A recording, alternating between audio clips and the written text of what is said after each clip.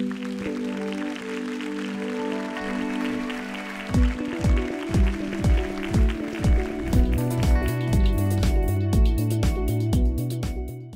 everyone. I'm here to help you design your life. We're going to use the technique of design thinking. Design thinking is something we've been working on at the D School and in the School of Engineering for over 50 years. And it's an innovation methodology, works on products, works on services. But I think the most interesting design problem is your life. So that's what we're going to talk about. I want to just make sure everybody knows, sees my buddy Dave Evans' face. Dave and I are the co-authors of the book, and he's the guy who helped me co-found the Life Design Lab at Stanford. So what do we do in the Life Design Lab? Well, we teach the class that helps you figure out what you want to be when you grow up. Now, I'm going to give you the first reframe. Designers love reframes. How many of you hope you never grow up and lose that childlike curiosity that drives everything you do? Raise your hand. Right. Who wants to grow up? I mean, we've been talking about curiosity in almost every one of these talks. And so I'd like to reframe this as we teach the class that helps you figure out what you want to grow into next as this life of yours, this amazing design of yours unfolds. So design thinking is what we teach, and it's a set of mindsets. It's how designers think. You know, we've been taught probably in the university to be sort of skeptical realists, rationalists. But that's not very useful as a mindset when you're trying to do something new, something no one's ever done before. So we say you start with curiosity and you lean into what you're curious about. We say you reframe problems, because most of the time we find people are working on the wrong problems and they have a wonderful solution to something that doesn't work anyway. So what's the point of working on the wrong thing? We say radical collaboration, because the answer's out in the world with other people. That's where your experience of your life will be. We want to be mindful of our process. There are times in the design process when you want lots of ideas. And there are times in the design process where you really want to converge and test some things, prototype some things. So you want to be good at that. And the other is bias to action. Now, you know, I'll say that we think no plan for your life will survive first contact with reality. Reality has a tendency to throw little things at us that we weren't expecting, sometimes good things, sometimes bad. So we say, just have a bias to action. Try stuff. Why? Why did we start this class? Well, I've been in office hours for a long, long time with my students. I've been teaching here for a while. Dave as well. He was teaching over at that community college in Berkeley for a while. And what we notice is, I'm sorry. It's a Stanford TEDx. What we notice is that people get stuck. People really get stuck, and then they don't know what to do, and they don't seem to have any tools for getting unstuck. And designers get stuck all the time. I mean, I signed up to be a designer, which means I'm going to work on something that I've never done every day. And I get stuck and unstuck and stuck and unstuck all the time. But we also noticed as we went out and we talked to folks, not just our students, but people in mid-career and encore careers, that people have a bunch of beliefs which psychologists label dysfunctional beliefs, things they believe that are true that actually aren't true. And it holds them back. I'll give you three. First one is, what's your passion? Tell me your passion, and then I'll tell you what you need to do. Now, if you actually have one of these things, these passions, you knew at 2 you wanted to be a doctor, or you knew at 7 you wanted to be a clown at Cirque du Soleil, and now you are one, that's awesome. But, you know, we're sort of research-based here at Stanford, so we went over to the Center for the Study of Adolescence, which, by the way, now goes up to 27. And met with Bill Damon, who's one of our colleagues. He's a fantastic guy. He studied this question, and it turns out less than 20% of the people have any one singular identifiable passion in their lives. So we hate a methodology which says, okay, come to the front of the line, you have a passion? Oh, you don't? Oh, I'm sorry. Go to the back when you have one, come on back and we'll help you with that. It's terrible. 8 out of 10 people say, I have lots of things I'm interested in. So this is not an organizing principle for your search or your design. The second one is, well, you should know by now, right? Don't you know where you're going? If you don't know, you're late. Now, what are you late for exactly? I'm not quite sure. But people have, you know, there's a meta-narrative in the culture. When I was growing up, 25, you were supposed to have, you know, maybe have a relationship, maybe have gotten married, starting to get the family together. When I talk to my students, my millennial students, they'll say, oh, that's got to be like 30 or something, because they can't imagine anything past like 22. But 30 is a long way out. But we know that nowadays people are forming their lives much more fluidly. They are staying in a lot more dynamic motion between about 22 and 35. And so this notion that you're late is really kind of, it's not only it's like, well, you should have figured this out by now. Dave and I don't should on anybody. In the book or in the class, we don't believe in should. We just think, all right, you are wherever you are. Let's start from where you are. You're not late for anything. But the one we really don't like is, are you being the best possible version of you? I mean, because you're not settling, are you, for something that's less than the best? Because this is Stanford. Obviously, we all want to be the best. Well, this implies that, one, there's a singular best. Two, that it's a linear thing, and life is anything but linear. And three, there's this old, it kind of comes from this business notion. There's an old business saying, good is the enemy of better, better is the enemy of best. And you always want to do your best in business. But if there isn't one singular best, then our reframe is, the unattainable best is the enemy of all the available betters. Because there are many, many versions of you that you could play out, all of which would result in a well-designed life. So I'm going to give you 3 ideas from design thinking and the way, or 5 ideas, excuse me. It says 5, doesn't it? Yeah, 5 ideas from design thinking. The things that people have written back to us who've read the book or taken the class and said, hey, these were the most useful, these were the most doable, they were the most helpful. And we're human-centered designers, so we want to be helpful. The first one is this notion of connecting the dots. The number one reason people take our class, and we here read the book, is they say, you know, I want my life to be meaningful. I want it to be purposeful. I want it to add up to something. So we looked in the positive psychology literature and in the design literature, and it turns out that there's who you are, there's what you believe, and there's what you do in the world. And if you can make a connection between these 3 things, if you can make that a coherent story, you will experience your life as meaningful. The increase in meaning making comes from connecting the dots. So we do 2 things. We ask people, write a work view. What's your theory of work? Not the job you want, but why do you work? What's it for? What's work in service of? Once you have that, 250 words, then this one's a little harder to get short. What's the meaning of life? What's the big picture? Why are you here? What is your faith or your view of the world? When you can connect your life view and your work view together in a coherent way, you start to experience your life as meaningful. That's the idea number 1. Idea number 2, people get stuck in and you got to be careful because we can reframe almost anything, but there's a class of problems that people get stuck on that are really, really bad problems. We call them gravity problems. Essentially, there's something you cannot change. Now you have, not you, but I know you have a friend, and you've been having coffee with this friend for a while, and they're stuck. They don't like their boss, they don't like their partner, they don't like their job. There's something they don't like, but nothing's happening, right? Nothing's happening with them. If Dave were here, he'd say, look, you can't solve a problem you're not willing to have. You can't solve a problem you're not willing to have. So if you've got a gravity problem, and you're simply not willing to work on it, then it's just a circumstance in your life. And the only thing we know to do with gravity problems is to accept. In the design thinking chart, you start with empathy, then you redefine the problem, then you come up with lots of ideas, and you prototype and test things. But that only works if it's a problem you're willing to work on. The first thing to do is accept. And once you've accepted, this is a gravity problem, I can't change it. You know, this is a company, and the company is a family-run company, and the name of the founder is on the door, and if you're not in the family, you can't be the president. You're right, you can't. So now you have to decide, what do you want to do? Is that a circumstance that you can reframe and work in, or do you need to do something else? So be really careful about gravity problems, because they're pernicious, and they really get in the way. But back to this idea of multiples. I do a little thought experiment with my students. And I say, you know, the physicists up at SLAC have kind of demonstrated that this multiverse thing might be real. You've heard of this, right? That there are multiple parallel universes, one right next to each other.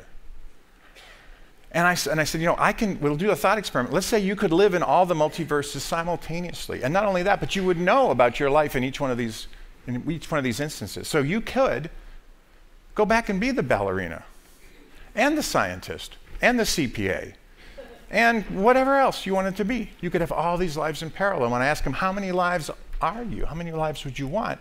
I get answers from 3 to 10,000. But, you know, we've sort of done the average. It's about 7.5. Most people think they have about 7.5 really good lives that they could live. And here's the deal, you only get one. But it turns out it's not what you don't choose, it's what you choose in life that makes you happy. Nevertheless, we reframe this and we say, great, there's more lives than one in you. So let's go on an odyssey and let's really figure out those lives. And we ask people to do some design. In the ideate bubble, it's about having lots of ideas. So we say, let's have some ideas. We're going to ideate your future, but you can't ideate just one. You have to ideate 3. Now, there's some research from the School of Education that says if you start with 3 ideas and you brainstorm from there, you get a much wider range of ideas.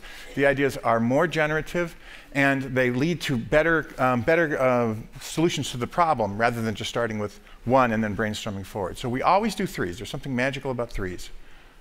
We have people do 3 lives, and it's transformational. We give them this little rubric. 1, the thing you're doing. The thing you're doing right now, whatever your career is, just do it. And you're going to do it for 5 years, and it's going to come out great. So, I mean, in design, we're sort of values neutral, except for one thing. We never design anything to make it worse, right? I have been on some teams that made some pretty bad products, but we weren't trying to. We were trying to make it better. So, thing 1, your life, make it better. And also put in the bucket list stuff. You want to go to Paris, want to go to the Galapagos before the guy with the ice thing, before it's all underwater and we can't see it anymore. So that's plan 1. Your life now goes great. Plan 2, I'm really sorry to tell you, but the robots and the AI stuff, that job doesn't exist anymore. The robots are doing it. We don't need you to do that anymore. Now what are you going to do? So what do you do if the thing that you've got goes away? And everybody's got a side hustle or something that they can do to make that work. And 3 is, what's your wildcard plan? What would you do if you didn't have to worry about money? You got enough. You're not fabulously wealthy, but you got enough. And what would you do if you knew no one would laugh? My students come into my office hours a lot of times, and they'll say something like, well, what I really want to do is this, but I can just hear people saying, you didn't go to Stanford to do that, did you? Right? Because somehow or other, if you went to Stanford, you have to do some of the amazing things that the past speakers have been doing. But what would you do if you had enough money and you didn't care what people thought?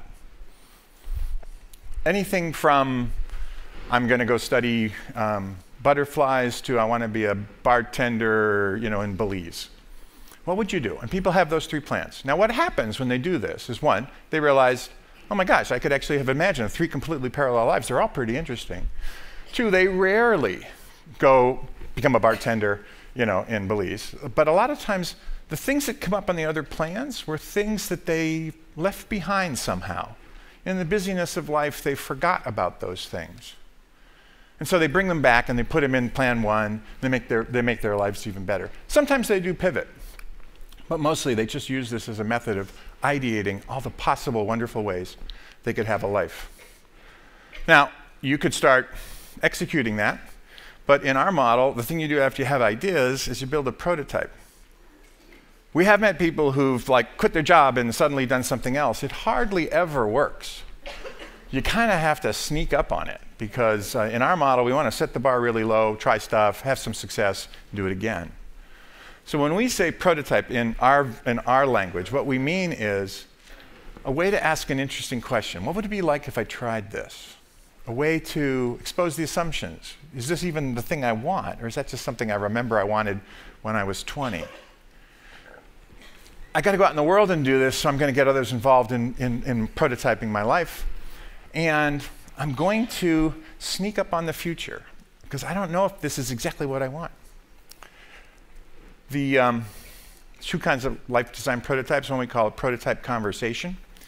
William Gibson, the science fiction writer, has a famous quote, "The future is already here, it's just unevenly distributed."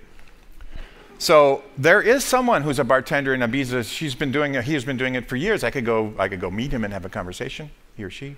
Somebody else is doing something else I'm interested in. All these people are out there. They're living in my future today. They're doing what I want to do today. And if I have a conversation with them, I just ask for their story, and everybody will tell you their story. If you buy them a cup of coffee, they'll tell you the story, and if I hear something in the story that rings in me, we have this thing we call narrative resonance. When I hear a story that's kind of like my story, something happens. And I can identify that as a potential way of moving forward. The other one is a prototype experience. I was working with, Dave and I were working with a woman, sort of mid-career in her 40s, and very successful tech executive, but wanted to move from money-making to meaning-making, wanted to do something more meaningful. Thinking of going back to school, getting an MA in education, working with kids. But she's like, I don't know, I'm 45, going back to school, is that going to work? And then I heard about these millennials. They're kind of mean, and they don't like old people. What am I going to do, Bill? I said, well, you just have to go try this, Turns out, so we sent her to a seminar class, into a large lecture hall class. By the way, you just put on a T-shirt that says Stanford, you walk into a class, nobody knows. She wasn't registered, but everybody, she went to the classes, and she came back and she said, you know what, it was fantastic. I walked into the lecture hall, I sat down, my body was on fire. It was interesting. I'm so interested in the way the lecture was going. And then I met these millennials that turn out, they're pretty interesting people. I've set up 3 prototype conversations, and they think I'm interesting because I'm coming back to school and I'm 45. So she had a felt experience, because we are more than just our brains. She had a felt experience that this might work for her. So those are 2 ways you could prototype your way forward. The last idea. You want to make a good decision well. So many people make choices, and they're not happy with their choices, because they don't really know, how do they know what they know, right? It's a hard thing, particularly nowadays when we have so many choices. So we have a process. Again, it comes from the positive psychology guys. Gather and create options. Once you get good at design, you're really good at coming up with lots of options. You got to narrow those down to the working list that you can work with. Then you make the choice, you make a good choice, and then of course you agonize that you did the wrong thing. All my students have what is called FOMO, fear of missing out. What if I didn't pick the right thing? Someone came into my office and said, I'm going to declare 3 majors and 2 minors. And I said, do you plan on being here for a few years? It's not going to happen, right? So we don't say that. We say, you want to let go and move on. And all these have some psychological basis in them. Let me tell you about. So once you get good at gathering and creating ideas, you also want to make sure you leave room for the lucky ideas, the serendipitous ideas. And this is a guy named Tony Hsieh. He was the CEO at Zappos. He sold it to Amazon. But he had before you became an employee at Zappos, you had to take a test, and the test was, are you lucky? 1, 2, or 3, I'm not very lucky, I'm not sure why. 7, 8, 9, 10, I'm very lucky, great things happen to me all the time, I'm not sure why. He wouldn't hire anybody that was not lucky. I think is probably illegal, but it was based on a piece of research where psychologists did the same thing, rate yourself from lucky to unlucky, and then they had people read New York Times, the front section of New York Times, 30 pages, lots of articles. And the graduate student said, please count the number of either headlines or photographs, depending on the test.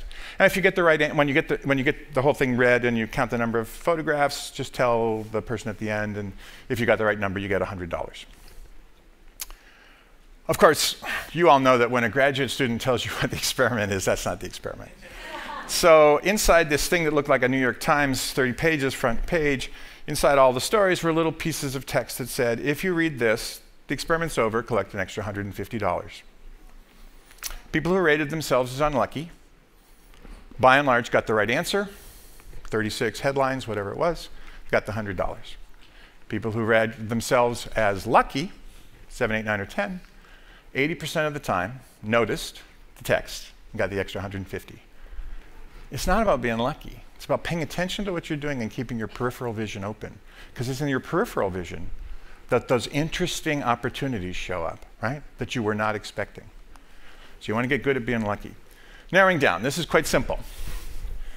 If you have too many choices, you go into what psychologists call choice overload, and then you have essentially no choices. Here's the experiment. This was done at Stanford.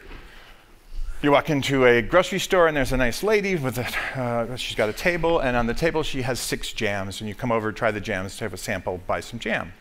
6 jams, about third of the people who will go by pick a jam or stop and test something, and about a third of those actually buy a jam. Okay, that's the baseline. Next week you walk in, 24 jams.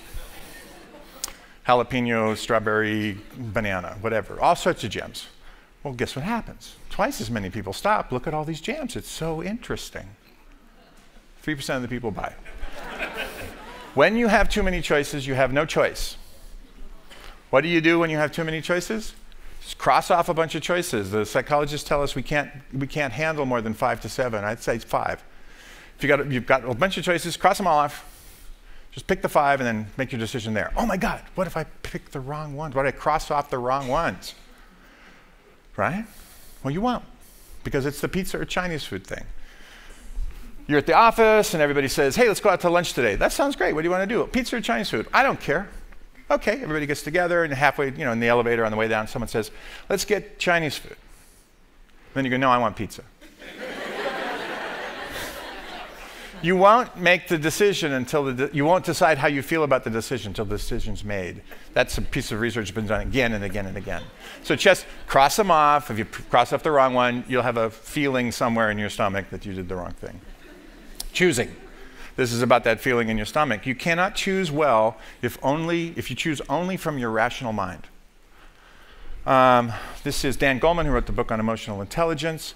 He does a lot of research on this, a lot of brain science. There's a part of your brain, way down in the base brain, the basal ganglia, that summarizes emotional decisions for you. I did something, got good emotional response from that, good, check. Did something, ooh, bad emotional response to that. It summarizes all of the emotions that you have felt and how your decisions were valenced, positive or negative in emotion. The problem with that part of your brain is it's so early in the brain, it doesn't talk to the part of your brain that talks. It has no connection to the prefrontal cortex or anything else.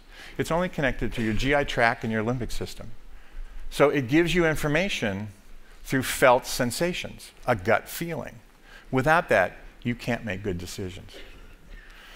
And then the letting go and moving on. This was the hardest part for me, but this is also the work of Dan Gilbert, who is a distinguished scientist at Harvard, despite the fact that he's doing insurance commercials now.